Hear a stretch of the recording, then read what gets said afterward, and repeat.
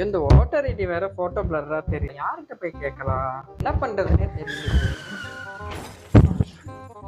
அப்படியே அரைஞ்சனா கண்ணனை புடலியா வச்சிருக்கிற எதுல யார் வரன்னு கூட தெரியாம போயிட்டு இருக்கிற என்ன விஷயம்? இல்ல இந்த ஓட்டர் ஐடில வந்து பாத்தீங்கன்னா என்னோட போட்டோ வந்து பிளர்ரா தெரியுது. அதுக்கு என்ன பண்றதுன்னே தெரியல. அதான் யோசிச்சிட்டே போறேன். ஏண்டா உலகமே கையில வச்சுட்டு என்ன யோசனைல போயிட்டு இருக்க?